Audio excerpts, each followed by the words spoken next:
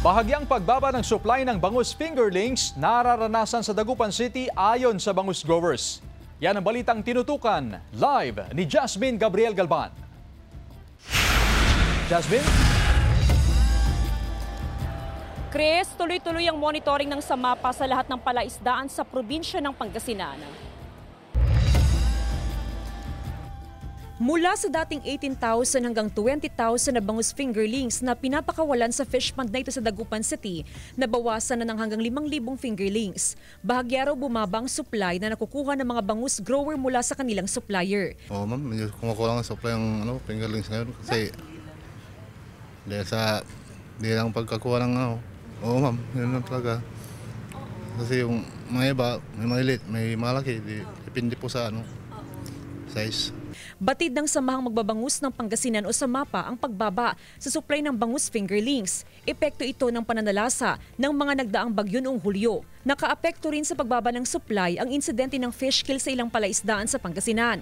Naging pahirapan ng pag-replenish o restocking dahil sumabay rin ang kawalan ng imported na supply ng bangus fry mula sa Indonesia dahil sa malamig na panahon sa bansa. We're constantly in coordination with our BIFA regional para ma-augment itong pagka-deplete ng ating resources for fingerlings. No? So, may mga plano ang DA and BIFAR na paano natin susolusyonan itong medyo bagyong pagbaba ng supply ng fingerlings natin. Inaasahan na sa unang quarter ng 2026, mararamdaman ang epekto ng manipis sa supply ng bangus fingerlings ngayon. Pero wala naman daw nakikitang problema rito ang SAMAPA dahil makatutulong daw ang pagdating sa bansa ng aquaculture product para mapatatag ang supply ng isda sa merkado. Pagpasok naman ng Oktubre hanggang Nobyembre ay magiging stable ng supply ng bangus fingerlings dahil magsisimula nang dumating ang mga bangus fry mula sa Indonesia.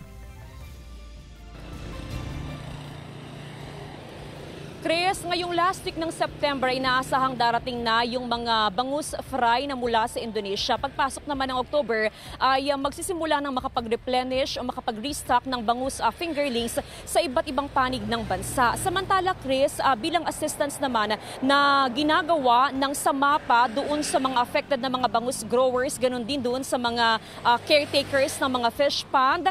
Simula pa noong buwan ng Hulyo, noong kasagsagan na sunod-sunod yung naranasang mga bagyo na sinundan pa ng habagat, ay tuloy-tuloy na yung ginagawa ng SAMAPA na pagbibigay ng tulong sa lahat ng mga bangus growers sa probinsya ng Pangasinan. Actually, hindi lamang yung mga bangus grower o yung mga bangus operator, kundi maging yung mga caretaker sa mga fish pond at maging sa kanilang mga pamilya ay nabibigyan sila ng tulong mula sa SAMAPA para mabigyan naman daw kahit paano ng tulong o help yung mga bangus growers na affected sa probinsya ng Pangasinan. Samantala, Chris, sa ngayon ay nasa 180 hanggang 210 ang presyo sa kada kilo ng bangus sa iba't ibang pamilihan sa probinsya ng Pangasinan. Actually, ayon sa SAMAPA, ngayon daw ay nagkakaroon na ng bahagyang pagtaas doon sa supply, especially nagkakaroon na nga ng harvesting sa bahagi ng Bugalyon, Lingayen at maging sa ilang bahagi naman ng Western Pangasinan. And kung ikukumpara yung presyo